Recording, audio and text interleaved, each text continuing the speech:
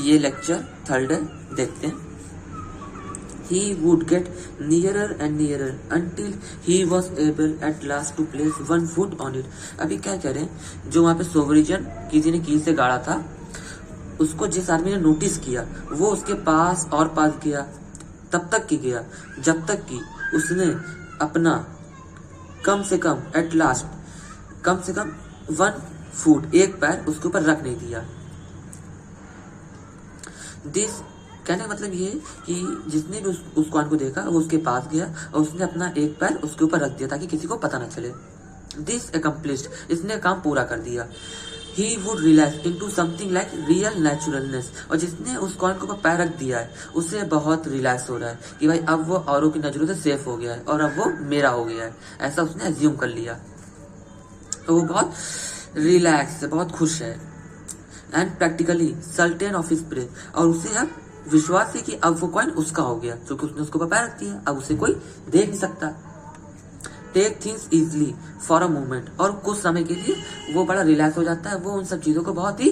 Easily, बहुत ही आरामदायक ले लेता है।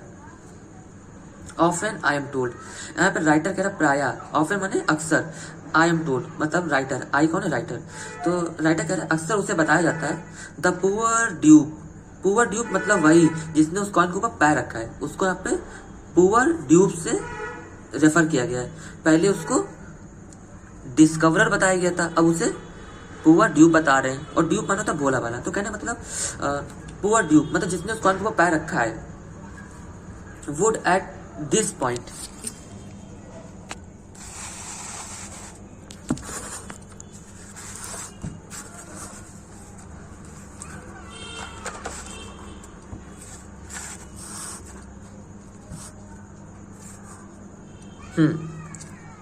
तो यहाँ पे लिखा क्या है, the poor Duke would at this point, इस पॉइंट पे मतलब जिस समय उसने उस कॉइन के ऊपर पैर रखा हुआ है अपना एक,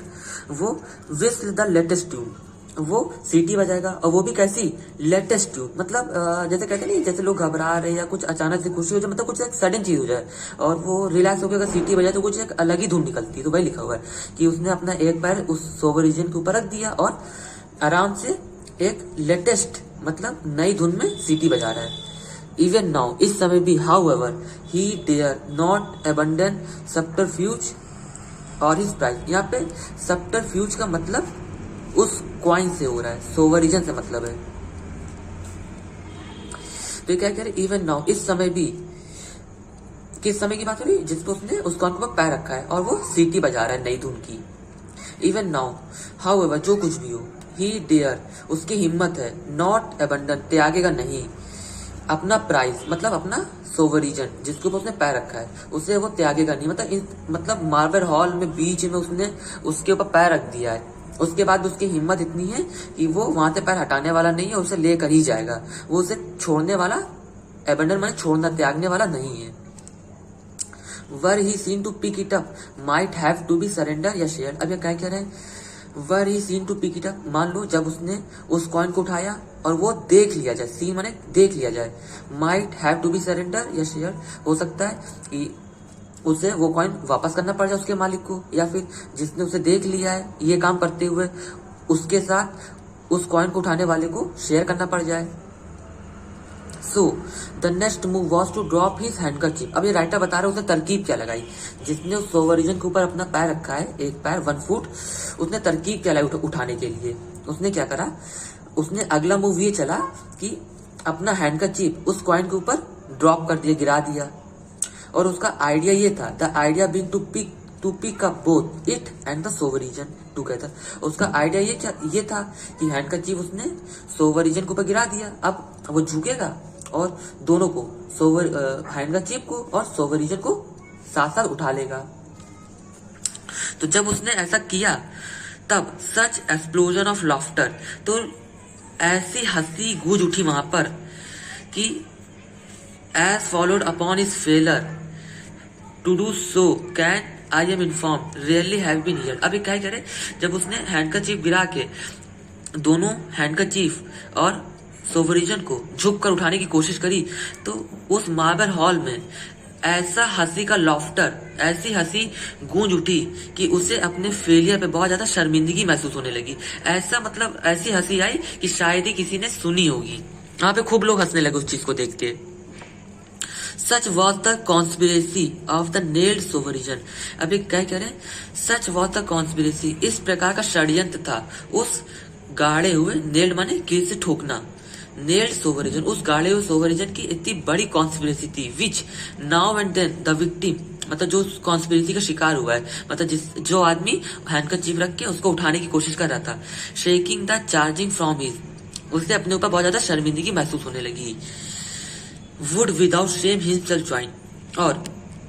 जब उसे बहुत शर्मिंदगी महसूस होने लगी, सब लोग खूब हंसे। उसके बाद बिना शर्म किए उसने उन हंसने वाले लोगों को ज्वाइन कर लिया and become a delighted spectator of his successor humiliation. और फिर वो इंतजार करने लगा कि जैसे उसने हैंडकरचीफ लगा के कुछ उठाया, वैसे कोई और आए, वो भी उस कॉइन को उठाने का प्रयास करे और वो भी उसको देख के खूब हंसे। बिकम अ डिलाइटेड स्पेक्टेटर, मतलब जिसके साथ अभी ये हादसा हुआ है, जिसके साथ ये कॉन्स्पिरेसी रची गई है, जिसके साथ ये बदम बहुत ही क्रूअल कॉमेडी, बहुत बड़ा मजाक हुआ है, वो भी उन हंसने वाले लोगों को ज्वाइन कर लेता है और वेट करता है कि उसके बाद हिज सक्सेसर, उसके बाद कोई और इस मजाक मतलब ह्यूमिलिटेशन का शिकार हो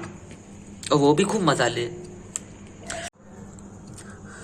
can you conceive of a more impressed hoax. अब राइटर जो है हम लोग से क्वेश्चन कर रहा है, पढ़ने वालों से, कि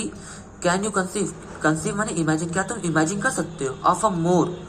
इम्प्रेस्ड माने शरारती, हॉक्स माने मजाक, क्या तुम इससे भी ज्यादा शरारती मजाक को इमेजिन कर सकते हो। ये राइटर हम लोगों से क्वेश्चन कर रहा है। क्वेश्चन किससे, रीडर से, मतलब हम लोग पढ़ रहे तो हम लोग रीडर हुए, तो हम लोग से राइटर ने क्वेश्चन किया है। फिर आगे लिखते हैं, but I should like to have witness it, but I should like, अब ये राइटर कह रहा है, बट राइटर मैं तो इस मजाक का जो तुम इमेजिन कर रहे हो उसका विटनेस मतलब उसे देखना चाहता हूं। तो लास्ट में राइटर ये बोलते हैं, क्या तुम कोई इससे भी ज्यादा शरारती मजाक को इमेजिन कर सकते हो, और अगर तुम इमेजिन कर सकते हो तो राइटर उसका हिस्सा बनना चाहता है, राइटर उस मजाक को देखना चाहता है और लोगों के साथ होते हुए। ओके, ये लेक्चर यहाँ पे कंप्लीट होता है।